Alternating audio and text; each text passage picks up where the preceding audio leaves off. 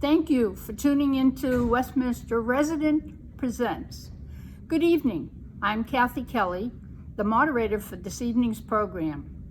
The topic, emotional well-being in a time of COVID.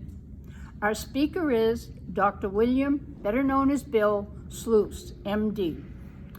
In his program, Dr. Sluice will discuss ways we can support and improve our mental and emotional well-being in this time of COVID, in addition to strategies for understanding and managing our emotional responses.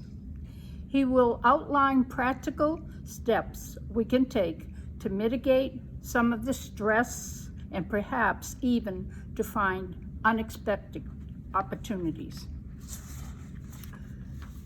Our supporting panelists this evening who have formulated questions are Michelle Gallman, resident as of October 2019.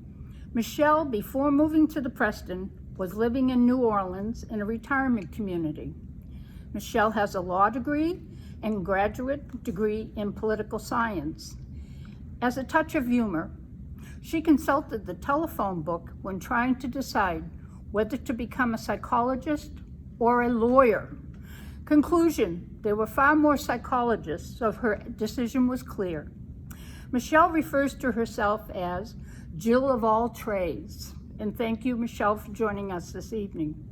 Charlie McEwen, resident as of August 2019, hails from Winston-Salem, North Carolina. He served in the United States Air Force. His life work was administration. Charlie has a number of hobbies, but the one I'm most familiar with is his interest in collecting train numbers on engines. His record to date is 500. If trains fascinate you, this is the man to talk to. Charlie mentioned he belongs to a distinguished group entitled Romeo, Retired Old Men Eating Out. Charlie and his wife Judy reside in the Windsor. Before I provide Dr. Sluice's academic background, let me divert for a moment. Bill and his wife, Virginia McDermott, have been residents at Westminster since 2013. In addition to being a frequent lecturer here at Westminster, Bill is an avid sailor and traveler. If you walk along the corridor of the first floor of the Windsor, you may have marveled at Bill's photographic displays and Virginia's artwork. In advance to both of you, we are grateful for your involvement and contributions to this community and our well-being visually and mentally. Bill Sluice has a long list of credentials and professional associations. He earned his MD at the UT Medical Branch in Galveston, completed training in psychiatry and psychoanalysis at the Medical Branch and the New Orleans Psychoanalytic Institute. Bill is board certified in both fields. Bill maintained a private practice in Houston and later in Austin. He served as clinical associate professor at Baylor Medical School and teaching analyst at the Houston Galveston Psychoanalytical Institute. And at that moment in time, Bill, we would like you to start. Thank you very much, KK. I guess that makes me the old timer here. We've been here since 2013. Okay, we are now more than 6 months into an experience unlike any other in our rather long lives, and it appears we have some months to go before life returns to whatever the new normal turns out to be.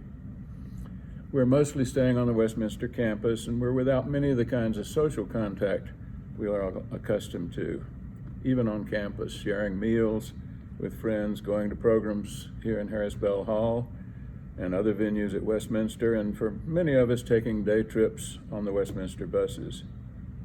And for those of us who still enjoy travel, That's impossible or inadvisable now, and there are more questions than answers about when we can safely do that again.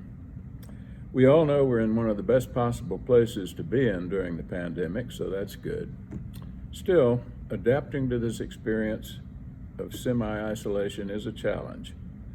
More so for some than others, but a challenge for all. To add to the challenge, it's safe to say that most of us are concerned about our country's political turmoil, news of natural disasters, and so on. So it's worth considering some strategies for maintaining and supporting our emotional well-being in this time of COVID-19. We'll try to stay specific, practical, We'll try to stay with specific, practical strategies. Although I am a psychoanalyst as well as a psychiatrist, I won't be speculating much about what unconscious conflicts might be stirred up by the present situation. Some of the strategies I will discuss are derived from cognitive therapy, but all of them are things you can make use of without the assistance of a mental health professional. So let's jump right in. First, I would suggest that you give some systematic thought and reflection about how you find yourself experiencing this situation, how you find yourself responding to the pandemic, how you're responding to the situation overall, and in particular, how you're experiencing the precautions necessitated by the epidemic. Why do this? Because the way you experience the situation is the biggest single factor in how stressful it actually becomes for you. I'll say that again. The way you experience the situation is the biggest single factor in how stressful it actually is for you. What exactly do I mean by that? Well, we're confronted with many situations in our lives that are complex and not under our full control and maybe not fully understood. How we interpret them, how we construct these situations, determines a great deal about how they affect us. Think of the ordinary expression, "What do you make of that?" We do of necessity make something of anything we hear about or are confronted with. That's what we mean by constructing our experience. It's been said that we create our own reality, and while that's obviously only true to a point, it's true to a much greater degree than most of us think about. And it is something that we have a chance to change, that you have a chance to change. Okay, how do we go about doing that? First, let's consider some aspects of the current situation and some possible ways you might find yourself reacting and experiencing them. See if any of these sound familiar and think about your own internal responses. Let's start with the pandemic. Here's some possible ways that people respond and think about them, feel about them. A, nothing we do is fully effective, so most of us will probably get it eventually anyway. B, it's overblown. Not many are getting it. I think it's being exaggerated. C, it's serious, even though they're still learning about it, but we need to do the right things we know will reduce the risk of getting sick. We have the tools. D, they keep changing the advice. Nobody really knows anything about it. D, I'm pretty healthy, so I'm not worried if I get it. E, I believe. If I follow the news closely enough, I'll be okay. Finally, G, I heard on the internet it's a hoax. Okay, let's think about the lockdown itself. Word lockdown is not great, but that's what we're calling it. A, it's an infringement on my freedom. B, nothing's perfect, but it seems to be the best practical way to keep us safe. C, it's so unfair. D, it's unreasonable. I'll do what I please. E, I have a better plan. F, it damages the economy, so it's probably a plot. And how about the old favorite, masks? Masks are an infringement on my freedom. B, I feel like I can't breathe. C, they're a nuisance, but they're the best way we have of protecting each other. E, I've heard there are problems with masks. D, they're not 100% effective, so why bother? E, the president said 85% of people who wear masks get COVID. Okay, that last one's a little over the top. There might be at least a grain of truth in each of these, or most of them. Yeah, the precautions we're taking are a nuisance and involve giving up some things we really enjoy and so on. But we have access to plenty of information to evaluate the actual validity of each one of these responses. And each one in each set, as you might have noticed, is not only realistic, but gives us a sense of agency in responding and dealing with this pandemic. So for our present purposes, think about which of these experiences involve or don't involve a sense that you have some control, some sense of agency, as I've said, and consider which modes of experience involve your feeling unfairly treated, helpless, constrained, a victim. I don't think I have to tell you which positions are most conducive to increasing stress and anxiety or the reverse. And here's the thing, as Joe would say, as we're aware of how we tend to react, we have considerable choice in reevaluating any maladaptive responses we're feeling. We're rational beings, after all, to a point. We do have the tools to evaluate our responses and to reconsider those that make us feel like helpless victims. This reevaluation begins at an intellectual level, true, but it can alter our emotional, subjective responses. We may need to remind ourselves and go over this reevaluation repeatedly when we find ourselves experiencing it in a maladaptive way. This way of thinking of something in a new context is sometimes called reframing, and it's a very worthwhile thing to do, I think, in this. As it happens, we do have reality on our side. We don't have to pretend or make ourselves believe something that's not true. It doesn't involve sticking our head in the sand. The maladaptive takes on the situation do ignore important objective facts. Yes, the COVID pandemic is a dangerous situation. We continue to learn more about it, how it behaves, and how best to treat it. But we already know, and we have known for months, what measures are necessary to reduce its spread. We do have the tools to reduce our individual chance of getting it and to avoid or minimize community spread of any that gets into the campus here at Westminster. We Westminster residents and the staff in particular have been quite successful in using these tools for almost 7 months now, led by a carefully planned and well-communicated strategy. We are, in large measure, in control. And we greatly enhance our emotional well-being to the degree that we take ownership of the situation.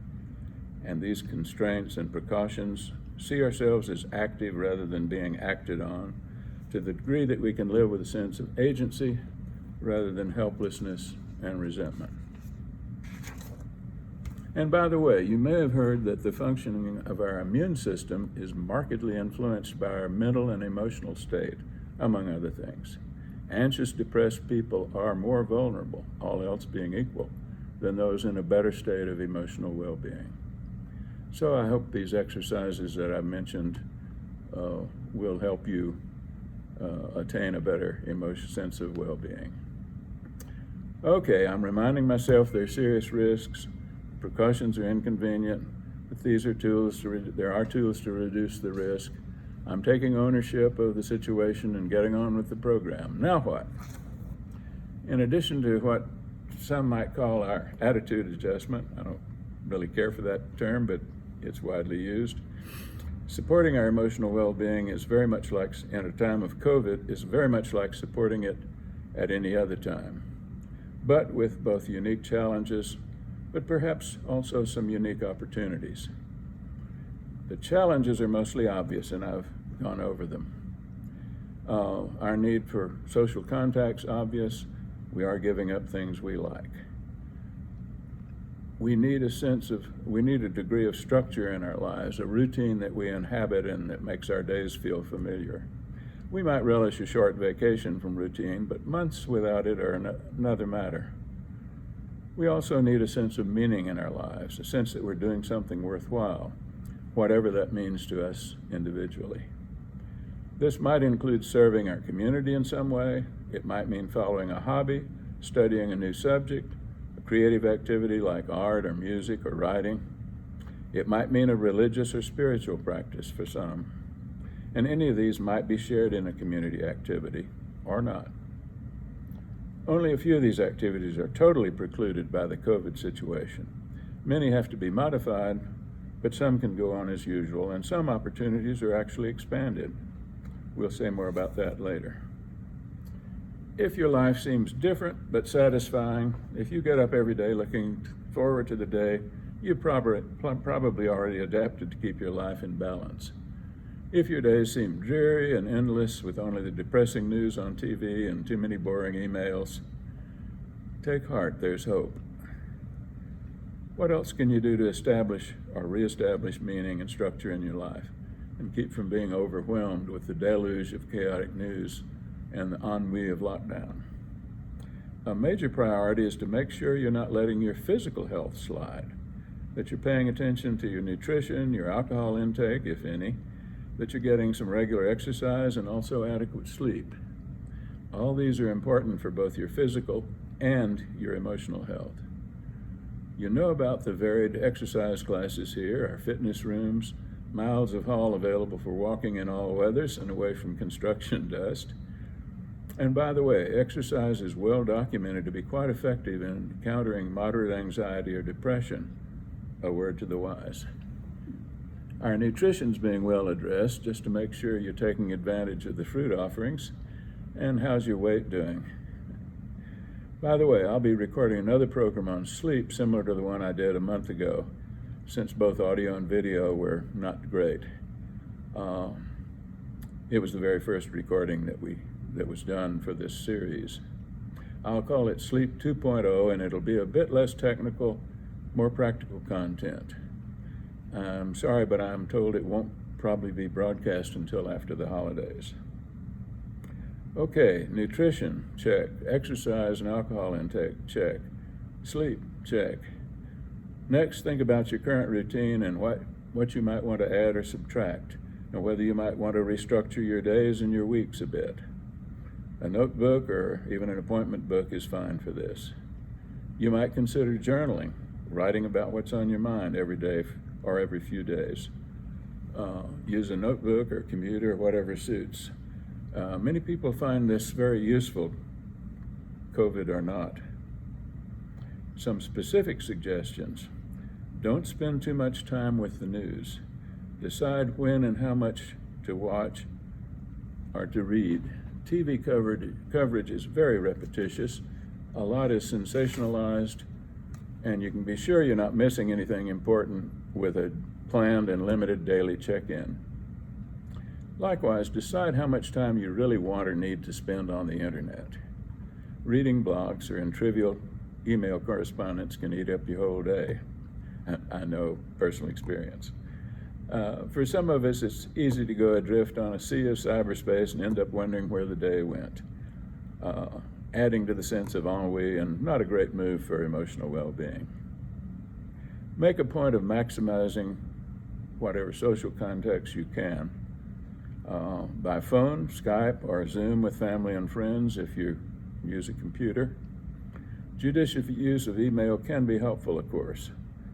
And consider meeting in person once or twice a week with small groups of Westminster friends in a convenient public space with masks and distancing. You'll be glad you did. I think this can be done much more than it's being taken advantage of. Okay. Also, who among us does not have various projects we plan to do when we have time? Maybe it's something you've wanted to write or study or learn more about. Maybe things like reviewing your medical directive, maybe chores like reviewing your medical directive and your in the event of my death file, or just organizing and purging records. You'll probably never have more time than now, so count this as an opportunity. There are all kinds of resources available to support almost any project, leaving aside the chores. Our library, for a start, all kinds of classes online. Many museums have opened their resources to a greater extent than ever before.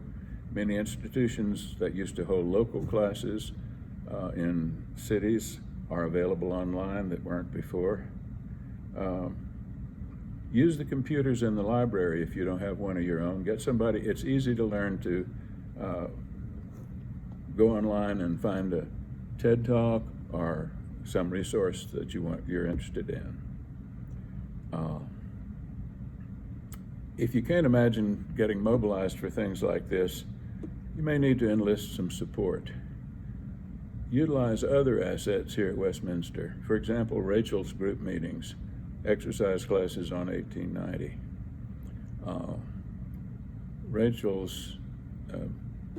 Rachel's meetings are particularly useful, I think. The mindfulness is one in particular. If you're depressed, get help. Starting with our clinic, if you don't already have a doctor or therapist, it's really important not to stay significantly depressed over time. That risks cognitive deterioration, and that's not what you want. So pick up that phone. Okay, I hope this has been helpful. It's given you some concrete ideas. If all this seems like too much work, if you prefer to just go with the flow, I'm going to give you a really ambitious reframing to do. Okay, you've won an award or a fellowship. It provides you with 6 months of time without commitments or responsibilities. You will stay in a comfortable apartment, your meals will be furnished, and you have access to an indoor pool, exercise rooms, access to a landscaped outdoor area. You can write the great American novel or do nothing at all. You keep your own hours. You have TV and internet access available, but there are no requirements. Think back to most of your adult life. Has there ever been a time in your life when you had this much luxury of time and no responsibilities? Congratulations on your award. Enjoy. Okay, that's a little bit lighthearted, but it does make a point. I hope this has been useful and a little bit of fun, and we'll turn it over to the panel for some questions. I have one question that has been on my mind for quite some time since this COVID business started. We have a lot of people here who are quite elderly, who have been here quite a while, and we have people here who do not use computers, who don't text on their phone or email. And I worry about those people because I wonder how they're communicating with family that doesn't live here or anyone they need to communicate with. And I think there are so many people who don't ever come out of their apartment. I wonder how we can reach those people and help them be more computer literate, maybe, or at least learn how to use an iPhone or something like that. Do you think that would help? I know I get a lot of good out of all my friends in other cities that I text with regularly, and we share our reactions to debates and all kinds of other things that we see and hear, and it's not the best, but it's certainly better than not getting to talk to them at all. So it's really very helpful, I think. And I do worry about the people who don't have those resources.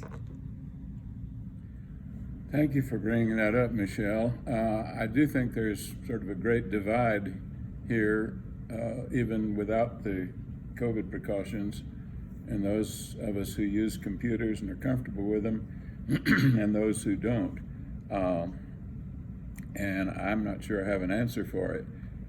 I do think the idea of, for people who can learn to use computers to some degree, that's a great idea. I'm sure there are some people for whom that's not really an option. I've heard some talk about organizing a program to actively involve people in structured contact, and I don't know whether that's how far that's gone, but I think it would be a good idea. It certainly is a problem, and I've certainly found computer contact with family, classes, out-of-town friends, as you mentioned, to be a lifesaver in this situation. I mean, things I do even without COVID, but much, much more in this situation.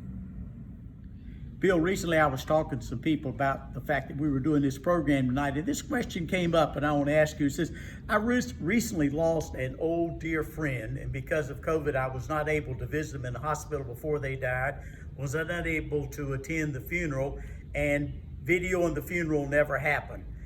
This person was a very dear friend of the person I talked with, and they have really, really felt down in the dumps and out of sorts since this happened. And the question is, how long will this probably happen, or what do they need to do to get themselves back into the normal activities that they were used to doing? Thank you, Charlie. That's a very good question and a very important topic. I'm sure your friend's not the only one who's had that experience. As to how long it takes to mourn, there used to be an idea that, well, 3 to 6 months you should be over it. In the Jewish tradition, they recognize it may be a little longer than that and have a special day, a yahrzeit, 1 year on the anniversary of the death, where grieving is supposed to be formally over. It is complicated when you can't go to a funeral, when you can't see someone. I'm so glad I lost a med school classmate 2 years ago this month, and I made a trip to Dallas, and it was a priceless experience to be able to see him and tell him goodbye just a few days before he died. As to what could be done to facilitate a bit that morning, I think it would be important for someone in that position to find someone they're comfortable with to talk to, and just talk to about this person and their experience with him and what he's meant to them. That can be very helpful. Writing about it, for those who are inclined, can do much the same thing. And I think this is a commonplace about people unable to see their elderly relatives in nursing homes, similar situation. But in the end, it's the loss of a person and not being able to say goodbye. And that's not unique to COVID, but it does complicate the situation. Okay, this is something that has affected me personally, so I wonder about the other people who might be in the same situation. What do you do in a situation like we're in when you don't have any close relatives? When there's no one who comes to see you. In my case, I have no one closer than some of my husband's cousins. They don't fit the bill here. So I know there are other people here who've lost everyone close to them, and I wonder, well, I know it's hard. It's just hard to see people visiting with their families when you don't have anyone. One thing some of us have done is form a kind of a family of our own here. 7 of us, I think, maybe, that came in about the same time, and we do get together when we can, but of course social distancing makes that kind of hard to do with 7 people. But anyway, I wondered if you had any suggestions for people who don't have grandchildren, don't have children here, don't have spouses or whatever. Thank you, Michelle. Well, and thanks for answering part of your question yourself. I think that's a very good strategy to find people that you find simpatico here and make a point of having regular social contact with them. As far as family, that's a very common situation. I experience it myself. As it happens, I'm an only child, so no siblings.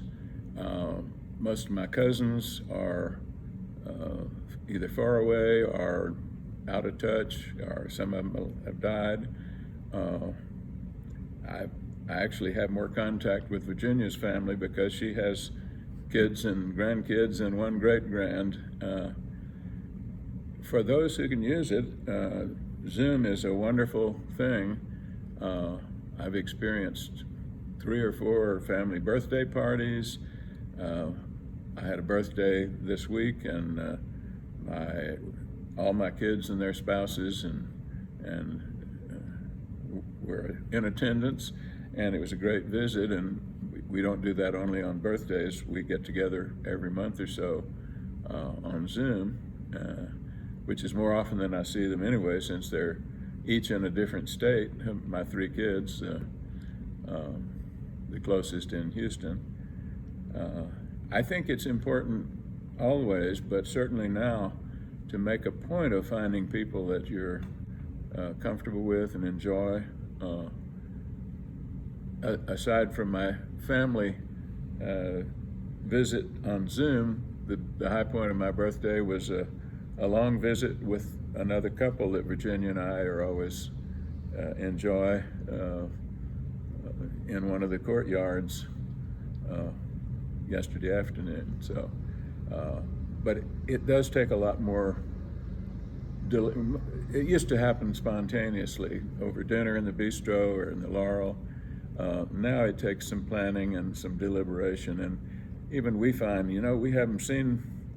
we have a weekly get together with 3 or 4 of our neighbors in a space with distance and so on. But otherwise, we kind of forget. We have to remind ourselves, hey, we need to call so-and-so, and we haven't seen them in several weeks. So it takes a deliberate effort, but you can do it. Thank you, Bill Sluice, very much, Michelle Gallman, and Charles McEwen for your input tonight. And I would like to just finally say to our audience, take heed in everything that Bill told you tonight. And the best contacts you have here are your other friends, and also Rachel, Robin, the clinic. And keep in mind, there are also residents who have family members, spouses over in healthcare. So they're kind of getting the double shot of this. So keep them in mind in terms of sensitivities as well. And we'll see you when we're all well and doing terrifically here. And keep up the good work.